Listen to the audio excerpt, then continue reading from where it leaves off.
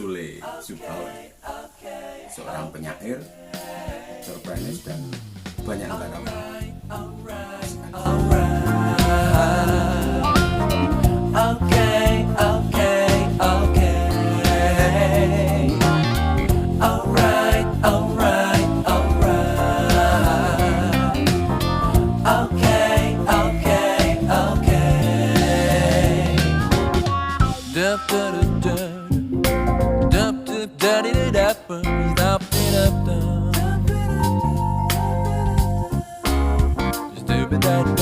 Tanpa menangis atau tersenyum, aku meninggalkanmu sebelum malam tiba, bukan sebagai kekasih atau seteru, sebagai sesuatu yang pernah ada.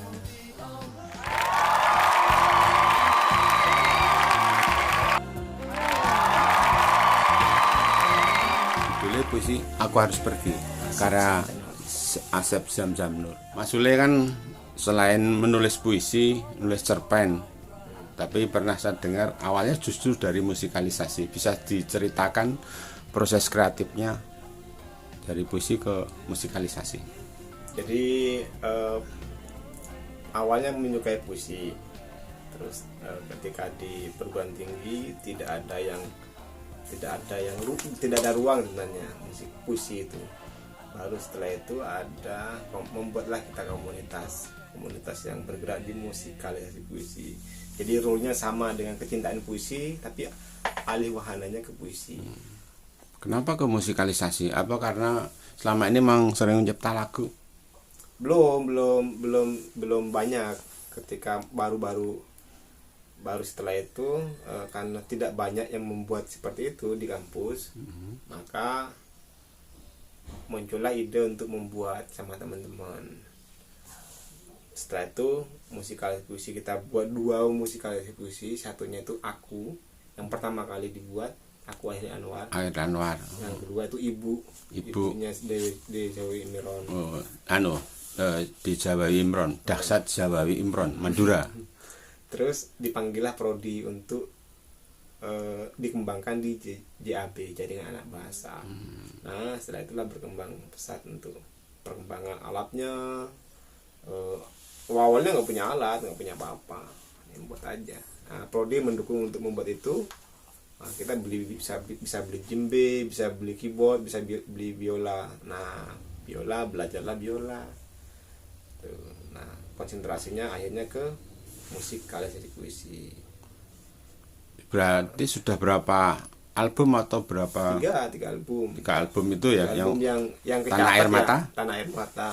Tanah Air Mata, kemudian Tak itu Terucap, Nocturno. Tapi kan itu album ada yang di JAB kan 2. Nocturno kan di luar. Kalau lagu sih malah nih terhitung bisa ratusan loh. Lagu musikalisasi puisi. Ciptaanmu. Iya. Jadi kalau mau dihitung, cuman beberapa kan lupa, atau beberapa kan nggak ke expose juga. Dari kalau yang dari dulu. Nah, sekarang kan konsentrasinya di Jejak Imaji. Kalau Jejak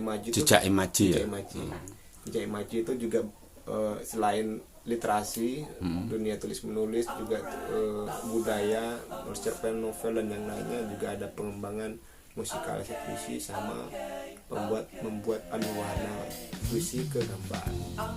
Selama ini apa sebenarnya kendala yang dihadapi mengolah dari puisi menjadi musikalisasi? Dengan media berbeda kan tentu saja berbeda pula tantangannya dan proses kreatifnya.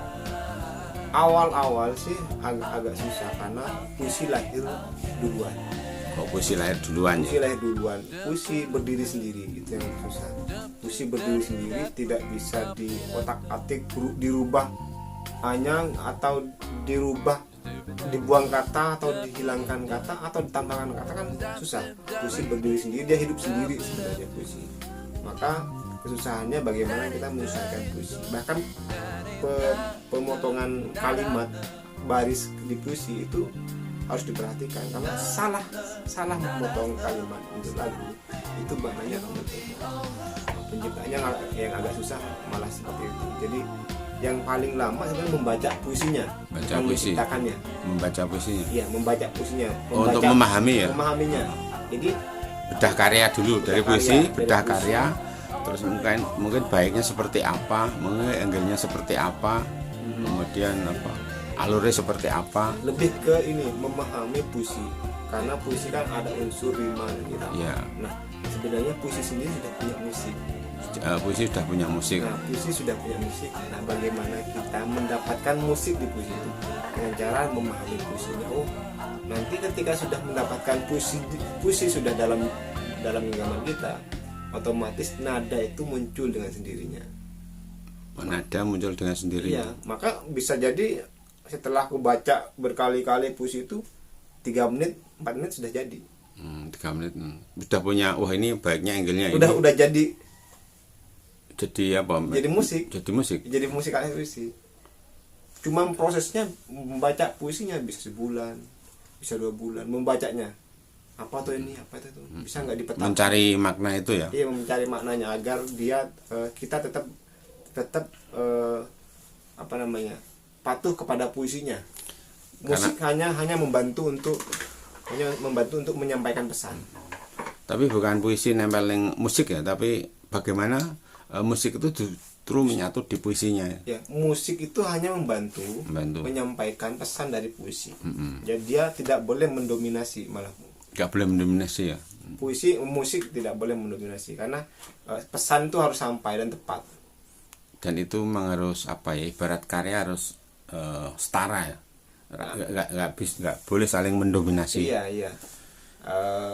Kalau yang paling susah itu, jadi bagaimana puisi itu sampai kepada masyarakat, dan sebenarnya lebih bagaimana mudah dipahami sih.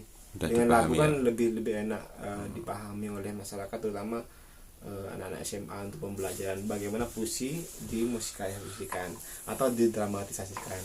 Nah, itu sebenarnya segmennya puisi nggak bisa ya, ini untuk anak muda. Dipilah-pilah puisi-puisi apa? Puisi tentang kritik sosial, tentang cinta, tentang apa, kerinduan, tentang apa aja. Dulu tema yang banyak digarap. Kita punya memilah-milah juga, artinya ada yang kritik juga. Kita punya menggarap Sutarji. Tanah Air Mata jelas kritik tahu. Iya. Kritik sosial, kritik politik tahu itu. Beberapa memang kritik sosial awal-awal, itu selanjutnya beberapa hubungan manusia, hubungan hablum minallah.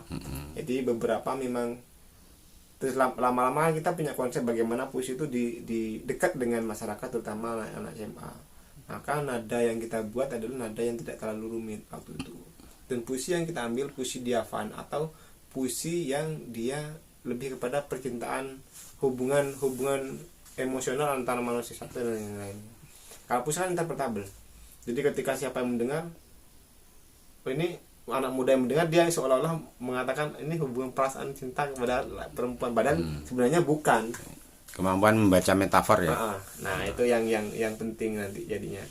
Makanya kalau kita ingin segmennya anak SMA, misalnya anak muda yang imajinatif atau puitik, puisi-puisi yang diafan sih, gampang dipahami. Terus mungkin puisi-puisi yang mendekati prosa ya.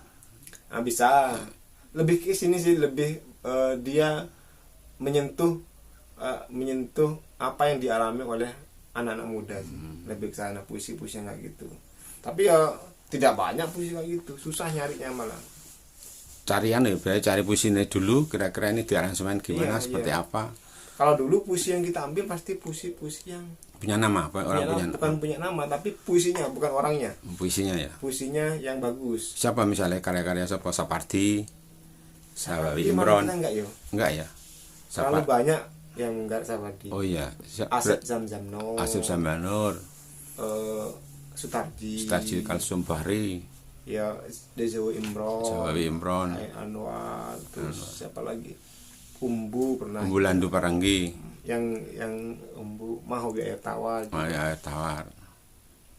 Terus yang penting puisinya dulu, bukan orangnya ya. Iya, puisinya. Kadang-kadang ya orangnya, kalau orangnya sudah memang penulis hebat ya, kita tinggal lihat. Pilah-pilah aja. Dari karya-karya paling di album ini responnya seperti apa selama ini? Ya paling respon album kedua yang lumayan. rindu tak terucap. Nah itu kan segmennya kan udah jelas tuh. Iya, Rindu tak nah terucap. mudah, rindu yang terucap. Makanya ketika mau lihat responnya segmennya siapa dulu. Yang ya albumnya sih yang pertama sih nggak terlalu bagus banget, maksudnya audionya dan yang lainnya, karena kita yang penting lumayan untuk dokumentasi ya. Yang penting kan untuk kepentingan dokumentasi. Kalau nanti ada misalnya nilai ekonomi ya itu efeknya ya. Iya, efek sampingan apa efek utama? Loh, efek sampingan apa efek utama? Loh, Sule kan banyak dapat proyek dari ini toh, berapa ratus juta dari itu toh. Aku pernah dengar loh itu. Enggak lah. Kalau atau mengharapkan punya orang lain ya. Beberapa menggarapkan, beberapa memang kita kan berangkatnya dari senang dulu sih. Senang untuk oh ini bagus nih karya nih, menarik nih lah karya. Kadang-kadang berangkat dari tantangan malah. Tantangan nih. Jadi tidak melulu kita harus mencari puisi-puisi yang bagus ya, malah ada puisi yang bagus susah dibuat. Misalnya kayak Sutarji Win Kasih susah memang. Tidak semua puisi bisa dimusikalisasi. Bukan bisa, tapi susah dibuat. Semua bisa loh Bang. Bisa. Jadi semua bisa dibuat musikalisasi. Tapi pesan itu sampai ke ada kan tidak segampang susah. itu. Atau juga puisi yang ada puisi-puisi kamar, tapi ini untuk puisi kepentingan panggung pementasan besar kan, seperti itu. Nah, paling susahnya kalau sekarang, kalau dulu kan bergerak di panggung tuh, panggung. Jadi sekarang kan untuk aransemennya kan panggung. Sekarang direkam aja, terus diunggah ke YouTube, wah sudah. Gitu. Responnya berapa ratus ribu? Ya kita lagi baru membuat 3, 4 ya. Berarti musikalisasi sudah berapa lama itu? Sudah 5 tahunan? 2000 yang Tanah Air Mata. Dari prosesku dari 2006 ya. 2006 dia. 2006.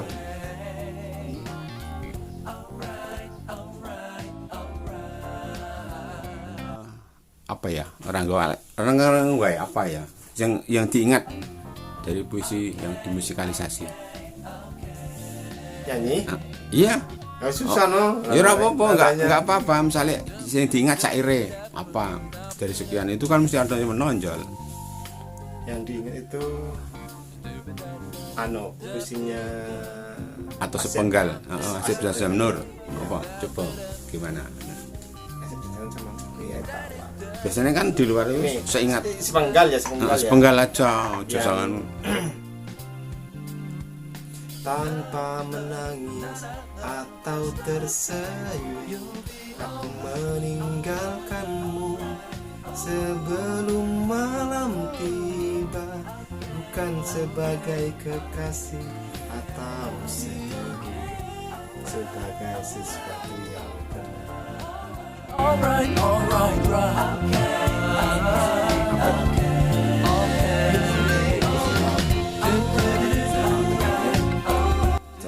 Dan banyak nggarap musikalisasi dan bisa dinikmati di channelnya apa? Jejak Imaji. Channelnya Jejak Imaji. Terima kasih.